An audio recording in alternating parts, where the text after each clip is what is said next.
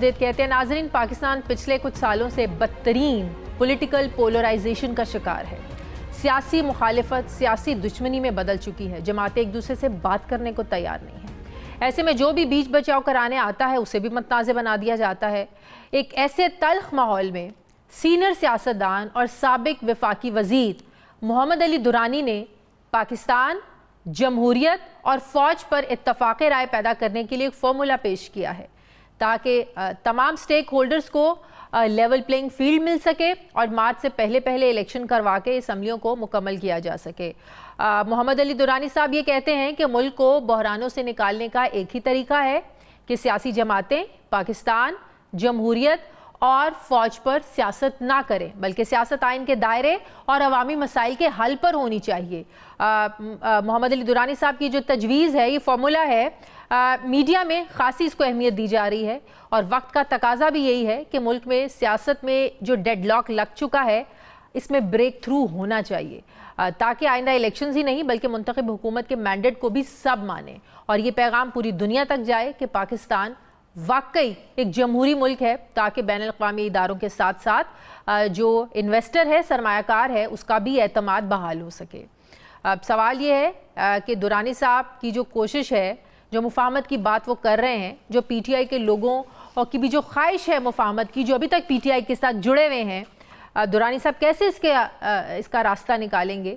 कुछ मुलाकातें भी हुई हैं, उस हवाले से भी हम बात करेंगे। इसी पर मुझे ज्वाइन कर रहे हैं मोहम्मद अली दुरानी साहब, जनरल मुशर्रफ साहब के दौर में वफाकी वज़ीर रह चुके हैं बराए इत्तलात व नशरियात। अस्सलाम वालेकुम, बहुत बहुत शुक्रिया दुरानी साहब आपका। दुरानी साहब, यकीनन आपकी बड़ी अच्छी सोच है, बड़ी अच्छी कोशिश है कि जो सारे मामलात हैं ये मुफाहमत से हल हो जाएं, सबको बराबर के मौक़े मिलने चाहिए। ये कोशिश आप अपने तय कर रहे हैं या कुछ ख़ास दरख्वास्तें आई, रिक्वेस्ट आई आपके पास पीटीआई की तरफ से या और हलकों की तरफ से कि अब बहुत हो गया, अब मामलात को सुलझाना चाहिए, मज़ीद उलझना नहीं चाहिए?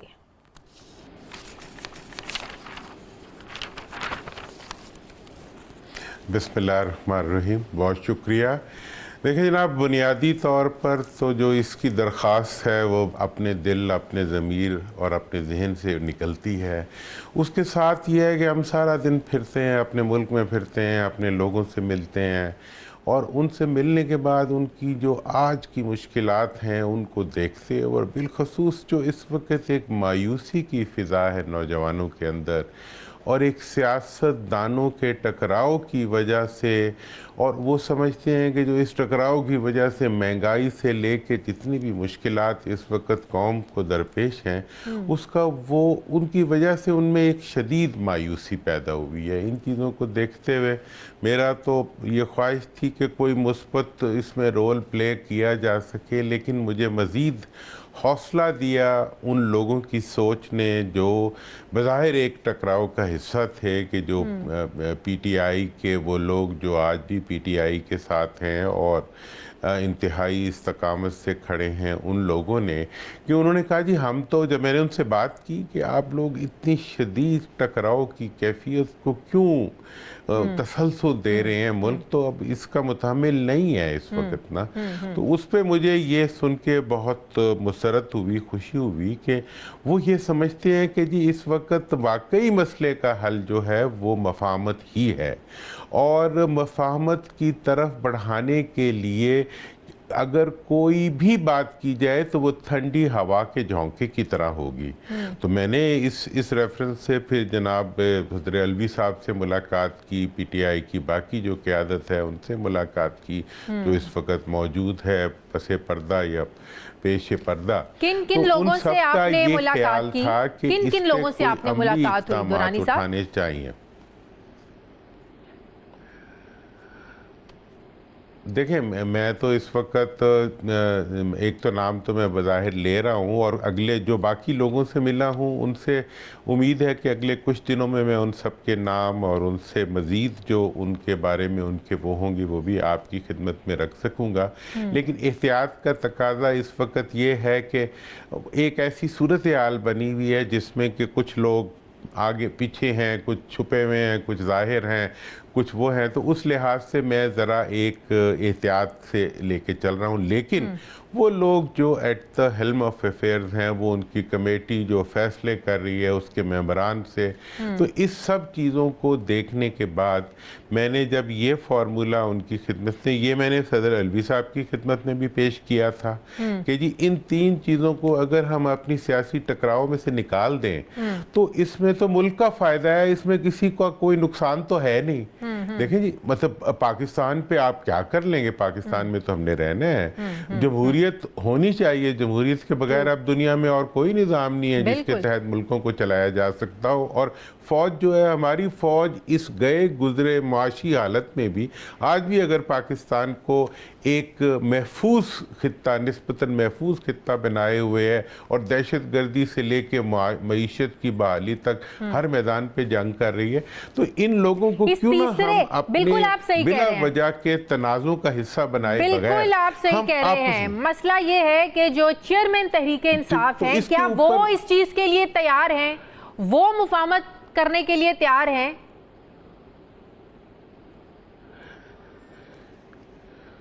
देखें, इसका तो आप इससे अंदाज़ा कर लेना कि उनकी वो कमेटी जो इन तमाम मामलात को देख रही है वो उनसे किसी न किसी तरह राब्ते में भी है और उन्होंने इस चीज़ के ऊपर बहुत इसको पसंद किया और इसके बारे में एक मुस्बत राय दी। और मुझे ये ख्याल है कि यकीनन वो भी इसके ऊपर कोई इतराज़ नहीं करेंगे। आप मुझे बताएं कि पाकिस्तान का कोई सियासतदान ले आएँ, मैं उनसे 10 बस्ता दरख्वास्त करूँगा कि इन 3 इशू के बारे में आप अपनी राय दें कि आपको किसी बात पे कोई इतराज़ है। तो यकीनन कोई भी इतराज़ नहीं कर सकता, ना करना चाहिए, ना कर सकेगा।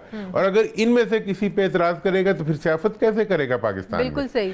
तो अभी तक तो ये है कि हम मुख्तलिफ पर्दों के अंदर रख के अपने छुपे हुए जो इरादे होते हैं या छुपे हुए जो हमारे वो इंटेंशंस होती हैं, उनको हम पर्दों के पीछे रख के इन इदारों को या इन चीज़ों को इशू बना के हम अपने लिए सियासत का रास्ता निकालते हैं। अब वो ये समझते हैं, पीटीआई की तो राय आपने बता दी, दूसरी सियासी जाहिर है जो पीटीआई जो तनकीद का निशाना भी बनाती रही, जाहिर है वो इस्टेब्लिशमेंट है, वो फौज है। फिर 9 मई का वाकया किसी से ढका छुपा नहीं है। आज पीटीआई जिन हालात को पहुंची है उसकी सबसे बड़ी वजह 9 मई का वो दिन है जो नहीं आना चाहिए था पाकिस्तान की तारीख में। तो बात यह है कि जिस फौज की हम बात कर रहे हैं, इस्टेब्लिशमेंट की हम बात कर रहे हैं, वो तैयार है मुफाहमत के लिए 9 मई के वाकये के बाद?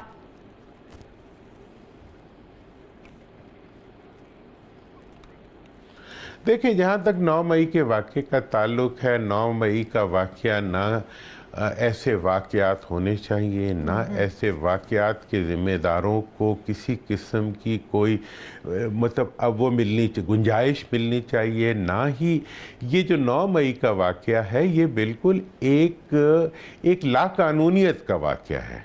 क्या आप किसी जमहूरी कुव्वत को इस चीज़ की इजाज़त देंगे कि वो कानून को हाथ में लेके और मुल्क की सालमियत के जो निशान हैं उनके बारे में क्वेश्चन रेस करें?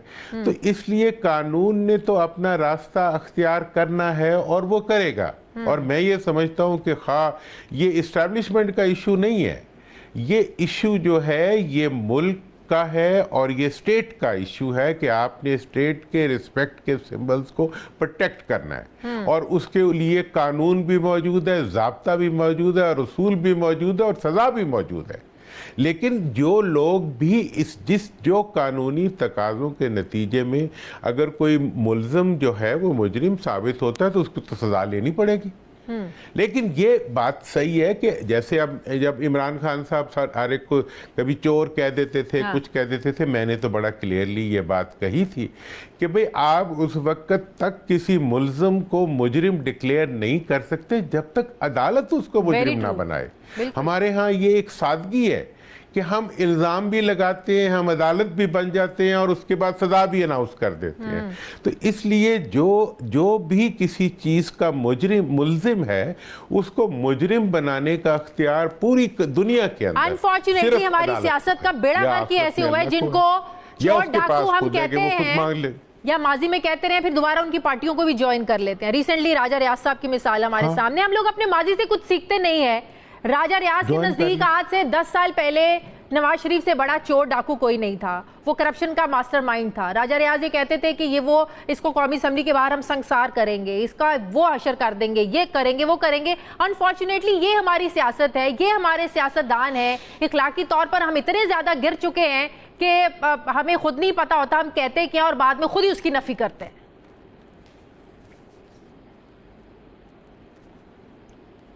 वेल एग्जैक्टली ये एक मतलब क्लासिक एग्जाम्पल है। और वाइस वर्सा अब जो बाकी पार्टियां, आप देखें ये जो इस वक्त की जो सर्ज है अपवर्ड पॉपुलैरिटी की एक पीटीआई की, उसकी बुनियादी वजह है कि वो सब लोग इकट्ठे हो गए जो एक दूसरे को सब कुछ कहा करते थे। तो अवाम के अंदर एक रिएक्शन पैदा हुआ कि यार क्या है, कौन है, कहाँ खड़ा है।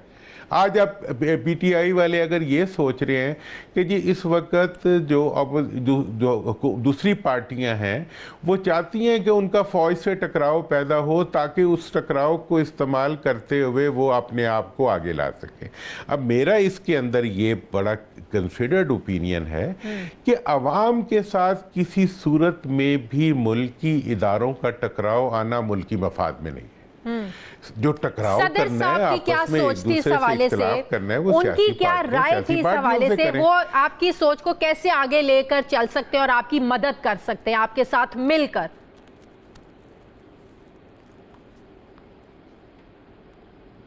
देखिए, एक तो पहली मदद तो उससे मेरे मिलने से पहले ही हो चुकी थी कि उनकी मुलाकात हुई थी आर्मी चीफ से और आर्मी के एक और ज़िम्मेदार फ़र्द से, और उसके बाद उनकी राय ये थी कि इस 2 घंटे की मुलाकात जो थी वो बहुत पॉजिटिव रही और उसमें हमें बहुत सा अपने आप को समझने और समझाने का मौका मिला।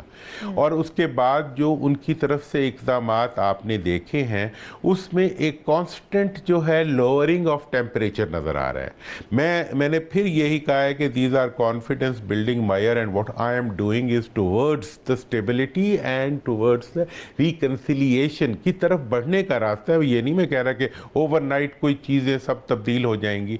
तो इस लिहाज से मैंने जब सदर साहब को ये तजवीज़ दी कि हमें इन 3 नुकात से स्टार्ट लेना चाहिए, फिर इसके बाद और भी बहुत से इक़दाम हैं जो अगले दिनों में मैं साथ साथ पेश भी करता रहूँगा और उसके ऊपर कंसेंसस बनाने की कोशिश भी करूँगा। और बिलखुसूस आप मीडिया जो है हमारा, देखें मीडिया को अगर दूसरों को टकराव के नतीजे में अटेंशन मिलती हो तो वो तो मुल्क के मफाद में नहीं है। अगर मुल्क की तामीर के लिए और मुल्क के अंदर एक रिकन्सिलेटरी एटमॉस्फेयर जनरेट करने के लिए वो कोई रोल प्ले करे तो उसको अप्रिशिएट किया जाना चाहिए। आज आपसे मैं इसके ऊपर इब्लाग कर रहा हूँ, मैं बहुत एक प्रोग्राम छोड़ के आया हूँ ताकि इस अपॉर्चुनिटी के ज़रिए मैं चाहूँगा कि हम अपना मौक़िफ़ आवाम तक तो पहुँचाएंगे ही पहुँचाएंगे, उन लोगों तक भी पहुँचाएं जो फैसला करने की जगह पे बैठे हुए हैं। और जब उन तक एक सेन बात पहुँचेगी, एक ठंडी हवा पहुँचेगी, एक मुस्बत।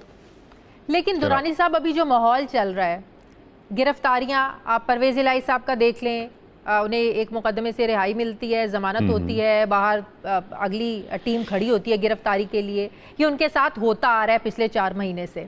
दूसरा, आज शेख रशीद साहब की भी गिरफ्तारी हो गई है। तो इस तरह के माहौल में रिकन्सिलिएशन हो सकती है, मुफाहमत चल सकती है पैरेलल?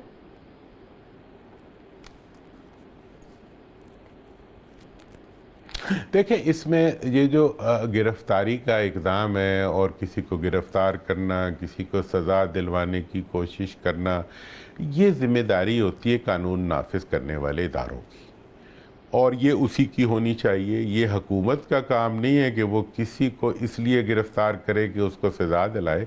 हुकूमत का काम तो सिर्फ़ ये है कि वो किसी को इसलिए गिरफ़्तार करे कि उसने कोई ऐसा गलत काम किया हो जिसके नतीजे में उसको कानून के दायरे में सज़ा दिलवाई जा सकती हो। और अगर किसी को भी कोई सज़ा देनी है तो उसका जगह तो अदलिया ही है और अदालतों में ही उसके फ़ैसले होने हैं।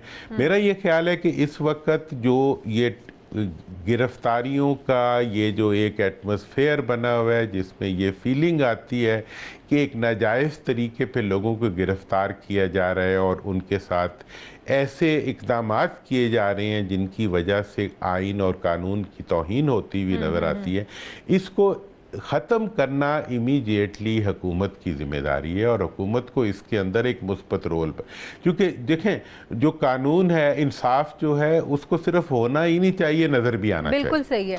और मैं समझता हूँ कि जो नए चीफ जस्टिस आए हैं उनकी आमद से मुल्क के अंदर एक जो पहले से प्री कंसीव्ड एक वो थी स्ट्रेसेस थी इन अदलिया के अंदर, वो भी ख़त्म होंगी और कम होंगी।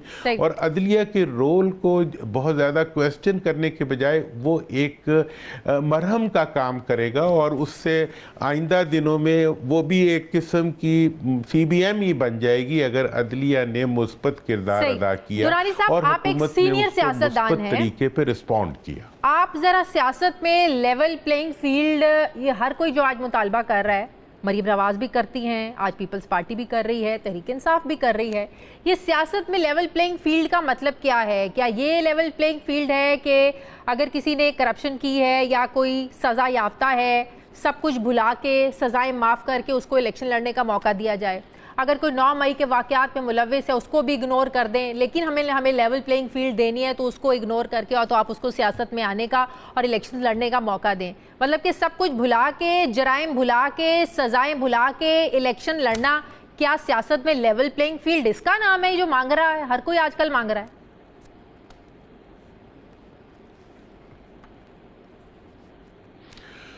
देखें, सियासत में लेवल प्लेइंग फील्ड तो सिर्फ लीडर मांगते हैं, अवाम तो मांग नहीं सकते। आप 76 साल के अंदर इस मुल्क के अवाम को उनकी अपनी एम्पावरमेंट का जरिया बल्दियाती इंतखाबात नहीं दे सके। हाँ। आपने आज तक इस मुल्क के अवाम को इतना काबिल एहतराम नहीं समझा कि उनकी सेल्फ गवर्नेंस के निज़ाम को आप कौमी इंतखाबात और सूबाई इंतखाबात के साथ आगे लाते। आपने आज तक जो है अवाम के लिए किसी इकदाम को उठाने के बजाय आपने अपनी ख़ानदानी आमरीतों और अपनी ख़ानदानी वजाहत और अपने माजी के इक़दामात के तहफ़्फ़ुज़ के लिए और आपने जो स्टेटस अवाम की ताकत से एक्वायर किया है, उस स्टेटस को अपनी ज़ातों के लिए इस्तेमाल करने के नतीजे में मुल्क को गरीब करते हुए, एक मुल्क गरीब तरीन मुल्क के सियासतदान क्यों अमीर हैं? बिल्कुल। एक लुटे पिटे मुल्क के सियासतदान की इतनी ज़्यादा, जिसे कहते हैं कि माली इस्तात कहाँ से आ गई है? और ऐसे लोग किस तरीके से अपने आप को अवाम के सामने काबिल एहतराम बनाते हैं और वो ये कैसे कह सकते हैं कि जी हमारे सामने अवाम भी झुक जाएं, हमारे सामने कानून भी झुक जाए और हमारा लेवल प्लेइंग फील्ड ये है कि मुल्क के इदारे, खा वो इस्टेब्लिशमेंट हो, खा वो पुलिस हो, खा वो इंतज़ामिया हो, खा वो इसकी मशीनरी हो इलेक्शन की, वो सारी की सारी हमें इक़्तिदार में लाने का पहले से ऐलान करे ताकि अवाम मजबूर हो के हमारे पीछे चल पड़े। सही। और हमारी किसी गलती को सजा ना मिले और हमारे मुखालिफ की किसी को जिंदा रहने का हक ना मिले। तो मैं ये तमाम वो हक़ाइक़ हैं जो आज भी बेटा आपके सामने है, हमारे सामने है। हम इस पे मैं तो बात कर सकता हूँ, मुझे को I have nothing to lose और मैं या चुप रहता हूँ या हक बोलता हूँ। मैं किसी की खुशामद इसलिए नहीं कर सकता कि उसने मुझे इक़्तिदार का टुकड़ा फेंकना है। सही। मेरा इससे कोई गरज नहीं है। मैं आज भी अगर बात कर रहा हूँ, मैं इंसाफ की कर रहा हूँ, मैं पाकिस्तान की कर रहा हूँ और पाकिस्तान की इस्तकामत की कर रहा हूँ और इस्तेहकाम की कर रहा हूँ। ठीक है, बहुत बहुत शुक्रिया मोहम्मद अली साहब, साबिक वफाकी वजीर मेरे साथ हैं, बहुत शुक्रिया आपका।